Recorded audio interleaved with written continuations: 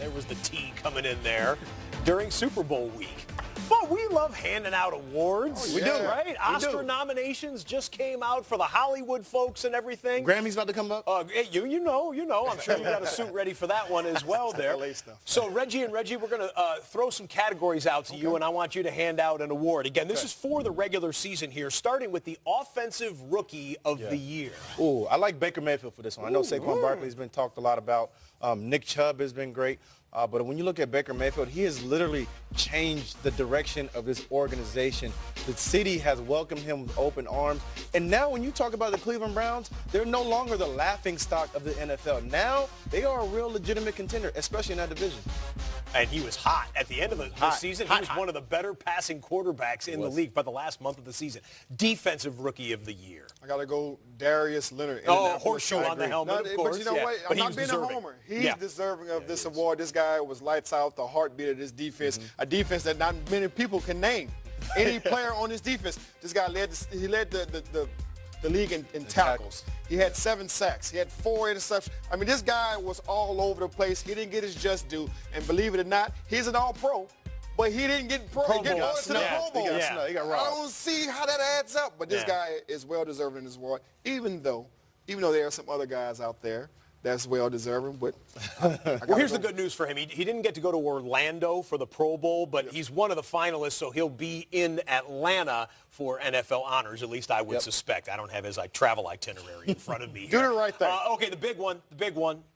MVP of the league, Reggie. Okay, y'all convinced me now. I think it's gonna be Patrick Mahomes. And now you've been Y'all convinced me all year. Breeze is still my dog. Don't get it twisted now. Breeze is still my dog. He can get Offensive Player of the Year, right? But the Mahomes, MVP, 50 touchdowns. I know, you can't deny the body of work that Mahomes put in, and he out there making sidearm throws, left arm throws. He making throws from every way possible, so Mahomes is my guy, man. Yeah, over 5,000 yards, 50 touchdowns, that combination is always yielded. I agree with you on that. Here's one where there are several worthy candidates. Comeback Player of the Year. There may be some candidates worthy, but the guy is Andrew Luck. Horseshoe I'm on not the being a helmet. homer. It is rightfully so. Listen, it was a point in time in this offseason. We didn't even think Andrew Luck could throw 10 yards. He was throwing a weighted Nerf ball for the longest. This guy has fought back, and not only did he fight back, he was one of the top 5 quarterbacks of this year, depending on who you're asking. He led this team back all year. It was never a doubt in my mind that he would come back, right? But when he came back with a vengeance. All right, and I'm going to throw this last one out to both of you guys. You get to answer for Coach of the Year. My guy is Matt Nagy. I love what I saw from him with the Chicago Bears. He completely took this team from nothing to a contender, legitimate contender. They got Khalil Mack over there. That defense was lights out all season long. Mitchell Trubisky quickly put away whatever rumors were out there about him as if he could get it done. And so Matt Nagy done a great job all season long. That's my coach. Bears went worst to first, and they invented Club Dub. So there's all kinds of wins there. Coach. Club Dub is cool, but it may be too high to get in, right? I got to go with Frank Wright on this, right? Once again, in Indianapolis. You just going to pick all the Colts? Guess what? It's well-deserving. This team was 4-12, right?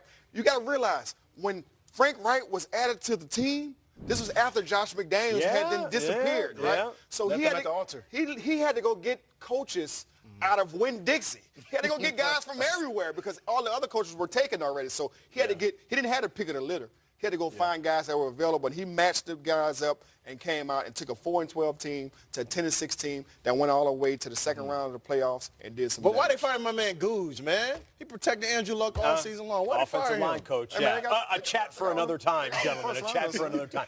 Okay, that's their Coach of the Year for the regular season. How about the Coach of the Game?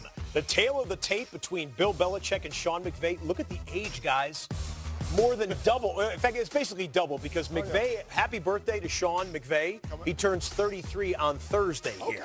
So it'll be a 33-year-old versus a 66-year-old. He's matured already. And he'll be very more just mature like the quarterback for the big game. But hey, two of the brilliant minds in our sports. Belichick's obviously a Hall of Famer and an overall coach. He's known to be more of a defensive coach. McVay known to be an offensive coach. Who's going to have the better game plan come Super Sunday? I mean, I'm going to go with the old vet, Bill Belichick. You just saw him. He's 66 years old.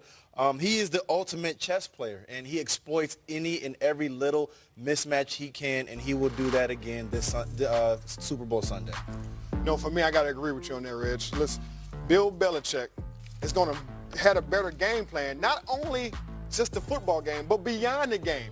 He's been in this situation before 9 times, right? Yeah. He's played in the Super Bowl, so he understands all the action that's going around. He's going to have his hand in on all of the curfews. He's going to have his hand in on everything that he do. That way he makes sure that his team is ready to play. It goes beyond the game when it comes to Super Bowl. There's a lot of distractions, and Bill Belichick is the greatest at keeping away distractions. Win this one, and they might want to put his name on the trophy. Where I mean, the Belichick trophy. We better call that the Belichick trophy. That type of domination. All right, thanks, fellas. Lindsay? A few more headlines to pass along. The NFL says it's looking into a report from a Kansas City television station that seems to show a laser pointer pointed at Tom Brady's face during the game on Sunday. You see the bright green light flicker across his jersey and his helmet here. It's not the first time something like this has happened. Back in 2015, a Lions fan was found guilty of doing this in one of their games, paid a $235 fine, and was sentenced to 80 hours of community service. Meanwhile, Jerry Jones is putting in some hours this week in Mobile, Alabama. He's at the Senior Bowl scouting talent, talking to reporters today, told them he's in no hurry to find an offensive coordinator after firing Scott Linehan last week. Though it sounds like Cole Beasley thinks it'll take more than a new OC for things to change dramatically for him. Tweeted today of the Cowboys, honestly, the front office pushes who they want to get the ball to. I haven't been a huge priority in that regard. Maybe that will change, but I'm not sure. More balls come my way in 2-minute drill where nothing is planned. An impending free agent, he says he cares more about utilization than money. So it sounds like we might see Beasley in a different uniform.